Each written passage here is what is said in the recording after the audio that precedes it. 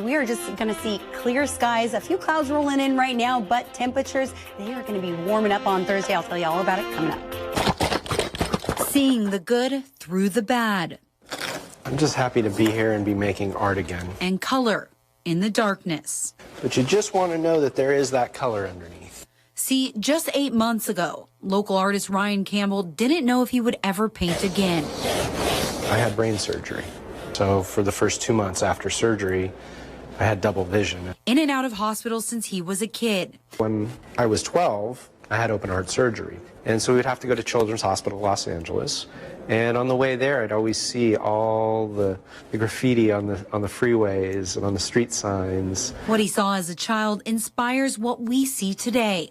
All of my paintings are made with spray paint. That's where I come from. That was the first art-making tool that spoke to me. Like his ability to see beauty under an LA freeway, Ryan's artwork is influenced by his perception. The syndrome is called scotopic sensitivity. And so for me, the white would drown out all of the dark black printing. And before I knew it, I was seeing spots missing from the paper and the printing. One stroke at a time. It's the black paint that makes the painting come alive. Black next to this yellow makes it really jump out a little bit more, where the white kind of makes everything flatten down. Through the darkness, I see the color. And maybe that's just how it works. It's those dark days we go through that really make us appreciate the colors of life. I'm grateful that I'm alive, I'm well, and I can share what I do with people. For NBC Palm Springs, I'm Sophia Miraglio. Using carts, Costco set up barricades like you see behind me, and they did that to prevent people from rushing the door as hundreds lined up early to try and get whatever they had left. It's Sunday morning, everybody should be in church, but I guess churches are closed, so people are shopping. This is Costco, an hour before they're set to open. I need a few things, but I'm not going to stand in this line. Some wearing masks and gloves, getting a few daily items. Others see it as a last-minute push before hunkering down. We just need supplies to get us through the month. My wife suggested that I go pick up a few staples and make sure that we're covered because she's stuck at home with 4 kids for the next 3 weeks. Want to be safe and just make sure that we're stocked up. Carts going out quicker than they're coming in. For some, this rush can be intimidating. Everybody is panicking to get stuff, but I have to wait for my daughter to come in order to come here. It's not a store I can come because of my inability to walk very well. Costco employees let everyone in line know they were out of some items. For many, they still chose to wait. We were looking for toilet paper, but they said they don't have none, so, what do you do? Said they're out of like rice and toilet paper and water and that kind of stuff. But I'm just going to go in and see what I can get. But then a truck shows up carrying, you guessed it. Is that the toilet paper? Well, many are still trying to get in, cart after cart with toilet paper. Yeah, the truck came in while we were waiting, and we were able to pick up one toilet paper and one paper towel, and they're already out again. All I saw was a big line, and I was like, what's going on? And they were unloading the truck right there, so we got lucky. Like many stores around the area, Costco has put a limit on how much toilet paper and water you can buy, but still, they're having a hard time keeping their shelves stocked. I'm Sophia Miraglio for NBC Palm Springs. Here in our valley, business is definitely down, but most local restaurants are still open tonight. Our Sophia Miraglio talked to local business owners who say they're going above and beyond to make sure their customers are safe. Sophia. Yeah, that's right. People are just afraid to catch the coronavirus, so they are not going out as much, and that includes restaurants right here in the Coachella Valley. Now, it's definitely hurting business, and it's hurting business at a time when business really should be booming. Rolly and his wife are enjoying a nice and unusually quiet lunch on the town. I'm going to always hit the restaurants up. Restaurants are seeing a 70 to 80% drop in business valley-wide with no end in sight. These are the 2 best months of our season right now, March and April, and May's not a bad month either. They're total losses, and then we're going into the dog days of summer. Despite the slowdown, restaurants are open. Believe me, it would be a lot easier for me if I just closed for the next 3 or 4 months. It'd be more economical, but we in our company employ somewhere around 350 people, and that means I'm responsible for their families and their children, etc. So, we're sucking it up. Customers sitting 6 to 10 feet apart. At Lulu's across the street, more than half the outside tables have been removed. At Las Casuelas Terraza, the bar has been taped off and no dancing is allowed. Definitely following any guidelines given us by the state, city, county. It is a little difficult at the moment, but we're working through it. Times are changing and restaurants adapting. We have our separate little to-go area in the back, and then we have delivery services that come and pick up and go. Try to stay 6 to 10 feet away from other guys. I've been in this business for well over 50 years. And at the top of my mind, the protection of health, wholesome food, sanitation, our people, our staff, our public, that's always at the top of our list. It's just part of what we do. So have we stepped up things? Absolutely. We did it before the state and the city said you should do this. You do it because it's the right thing to do. We're people first. I'm not a restaurateur. I'm a human being. And I have a responsibility to people.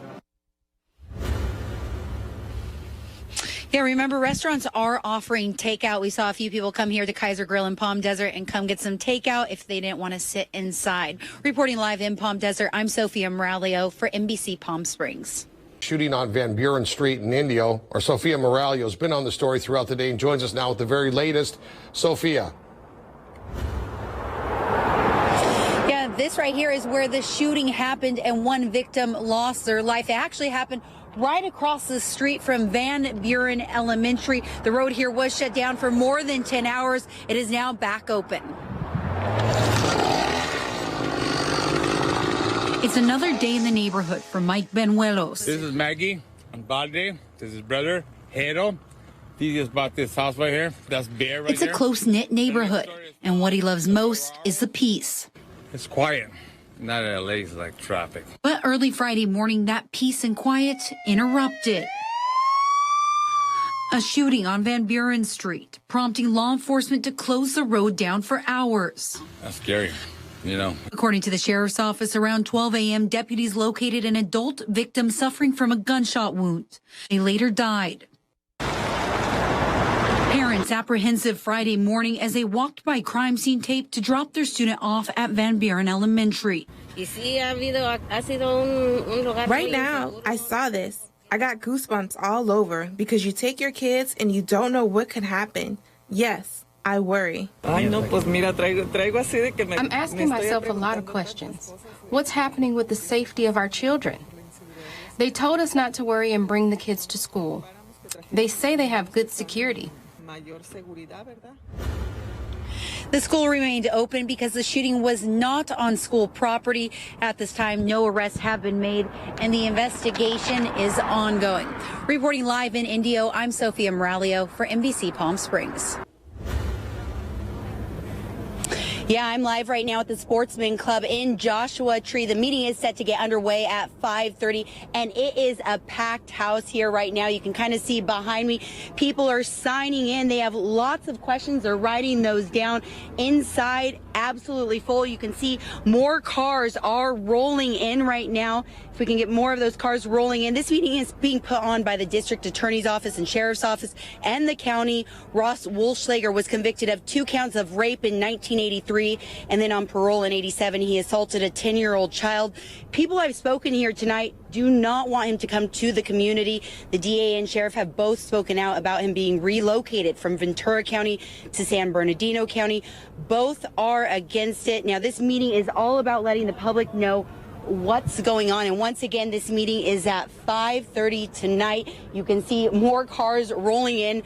This parking lot is absolutely packed out here. I just spoke to a principal in the area. She's against it because she says that her school has bus stops all around the house that he is set to move into. So once again, the meeting at 5:30. I'm live in Joshua Tree. We'll have the full story coming up at 6. For NBC Palm Springs, I'm Sophia Miraglio. 3, 2, 1, go. All right.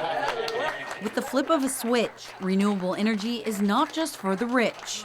Poor families are going to receive hundreds and hundreds of dollars every year because of this. Former Congressman Joseph Kennedy II. We as human beings don't think that Mother Nature isn't going to bite back against what we've done.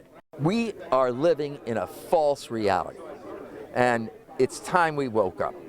And this project is one way that we're waking up. It is. It wakes us up. Imperial Irrigation District and Citizens Energy Corporation just completed the largest low-income solar project in the country, bringing politicians from both sides of the aisle together. It's nice to see what went on the drawing board and what we talk about in Sacramento becoming a reality. There are more than 100,000 solar panels like this out here in Calipatria. It will generate 30 megawatts of power and will serve over 12,000 customers. It just helps, you know, when each month you look at your income and think, am I going to make it this month? So I just want to say thank you to everybody. Low-income customers in Imperial and Coachella Valleys will start seeing the savings this October.